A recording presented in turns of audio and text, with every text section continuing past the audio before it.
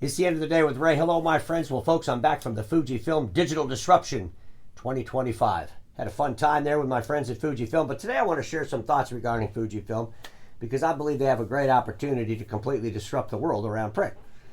And I've talked about some of this stuff in previous episodes, but what I wanted to do today is kind of dig into some of the numbers because I believe there's a strategy out there that would make Fujifilm just as big as Canon or real close to it. I believe there's a strategy out there which would help Fujifilm capture the minds of the dealers across Americas, let alone across the worlds. And I also believe as they capture the dealer's imagination, they'll be able to grow their footprint even bigger. So without any further ado, I want to jump on that gigantic, sharp, interactive board. I want to share my thoughts with you. But first, I got to hang up the badge, proving that I was actually at the event. I know some people think I don't go to events still. Let me hang that up there. Oh, can't hang it on that one. It's getting full. My badge collection is getting full. So ladies and gentlemen, let's jump on the board. I want to share my thoughts with you. Everybody in the world knows that Fujifilm makes fantastic equipment, especially at the high end, right? I mean, they've been dominant players in the graphics communication space for a long, long time. Roll-fed, inkjet, flat, but they got all kinds of stuff. Everybody likes their stuff. We're there outside of Chicago at their Hanover Graphics Communications headquarters, and we're looking at some amazing equipment. They're doing the reveal of the Revora press. Everybody's excited about this stuff. They love this stuff, right? What's there not to like? Fuji delivers quality, high-end, superior graphics equipment, production equipment. But my friends at Fuji, you also sell business equipment. And at the end of the day, there's billions and billions of dollars of business equipment being sold around the world.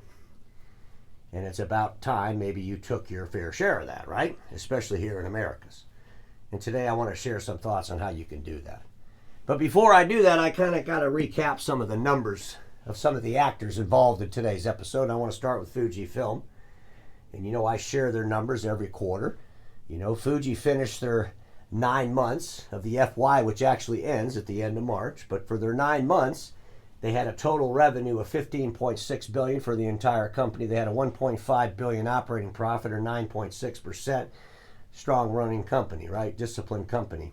Print and office services, by the way, represents 37% of the Fujifilm total. So Fujifilm does other things. If you look at just their print business, which would be their business solutions, their office solutions, and their graphics communications, for the 9 months, that total revenue was $5.8 billion. So Fuji, basically 9 months worth of revenue, $5.8 billion in just print. Let's look at some other folks out there. Let's look at Ricoh. Ricoh for the 9 months did $12.3 billion in total revenue. Had an operating profit of $232.2 million, or 1.9%. And, you know, I don't know what to say about Ricoh. You know, Ricoh, it really, really struggles at producing, you know, acceptable, excitable operating profit. They've been that way for many, many years. But when you look at their digital services business, which includes office services and office printing, total revenue was $9.4 billion for the 9 months. They had an operating profit of 0.9%. You saw the episode when I recapped their 9 months. Terrible, right?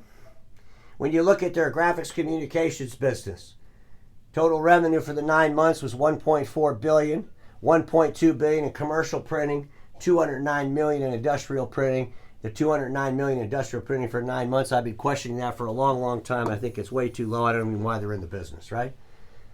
The graphics communication, they say they had $120.3 million in operating profit, 8.5%. We also have their digital products, and that's the Etra manufacturing, right? $2.9 billion in revenue for the 9 months with $151.8 million operating profit, or 5.2%.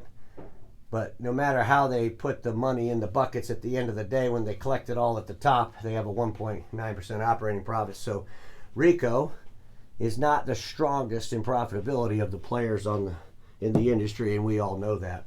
Let's look at Konica Minolta, and obviously Konica Minolta's been, well, they've been struggling for many, many years now. But their total revenue for the 9 months was $5.5 billion. With an operating profit loss of $124.4 million. So that's not good by any stretch of the imaginations. They also project to lose money when they close out at the end of March, which is just in a couple of days now. But when you look at their business for print, ladies and gentlemen, just their print business, for 9 months. We got 3.3 billion, and that is in the office and DWDX space. Office would be their MFPs, 2.6 billion. DWDX, their IT services, stuff outside of the print software, is 445 million for the 9 months. If you look at their professional print business, they have a 873 million in production print. They have 200 million in industrial print. Again, right down there in the, well, why are they even in it category, like our friends over at Ricoh regarding industrial print. You know, Konica says they have this marketing services business, 321 million for the 9 months. But at the end of the day, ladies and gentlemen, you could clearly see that if you were a major player coming into America and you really wanted to shake things up, if you wanted to shake things up around the world, you know, what's a good strategy? Well, I think a good strategy is to take out the weak links. And so I wanted to look at Ricoh, Konica Minolta, and Fujifilm. Let's look at just their print businesses, and let's see how those revenues align with each other. Let's start over here with Ricoh. Ricoh does 8.8 billion total in print business. That would be the digital products, that would be the office printing, and that would be their graphics communications. I took out all their IT services. None of that stuff's in there. This is just print business. Just print business, 8.8 billion. Ricoh says about 44% of the revenue comes from Americas. That's what I could find in their financial packages. So that would be 3.9 billion coming out of the Americas. I looked at Konica Minolta, just their print business, production print, industrial print, the professional print business, and their office total is 3.7 billion in total revenue. 30% contributed from Americas, that's 1.1 billion. I looked at Fujifilm, just the print business. Just the print business, 4.3 billion. Taking out their IT business as well. 21% is what it says that they do out of Americas. That would be 903 million, very close to the 1.1 billion of Konica Minolta. But we know that Fujifilm is a much more disciplined, much better run company than Konica Minolta. They're a much more disciplined, much better run company than that of Ricoh as well. So let's think about this. Go take the billions in office print, start with the weakest link, take out Konica. Fujifilm, if you just took out Konica, you gotta go just get that company off the planet. Go buy them up. If you did that, your total revenue would be 28.1 billion for the year using your 9-month run rates. Canon did 30.3 billion for their FY 2024. Konica Minolta and Fujifilm together would do about 28.1 billion. You'd have about 6.9 billion in office print. You'd have about 3.7 billion in production and graphics and industrial print. Fujifilm, I just don't think you're going to get there signing up a dealer here, signing up a dealer there. You need to actively get aggressive. If you took out Konica Minolta, a lot of those Konica Minolta dealers also sell Ricoh. Well, if you take out Konica Minolta and now you're the manufacturer for that dealer with the Fujifilm products, well, you're probably going to do a better job with the dealer than that of Ricoh. So you probably end up getting some of the Ricoh business as well. It's a great move. Take out the weak one. Go in there and deliver better services, deliver better experiences to the dealers, to the end users all over the world. And then maybe those Ricoh dealers, maybe even those Canon dealers, will start looking at Fujifilm in a way that they haven't looked at you before. Fujifilm. Think about this strategy. I think it makes sense. At the end of the day, you'd have a $13.2 billion print business between you and Konica Minolta. Canon has a $17 billion print business, but Canon does a whole lot of revenue, $6.9 billion in that prosumer group, those laser printers and inkjet printers in the low end. And we all know that most of that's coming from probably HP, right? And that's a vulnerable relationship probably as things get consolidated more, as more pressure becomes on the industry.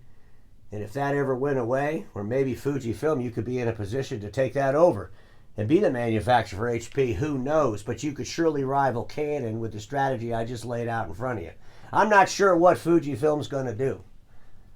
But I believe that trying to get into the Americas marketplace, trying to disrupt the business print marketplace, one dealer at a time, two dealers at a time, it's going to take you too damn long.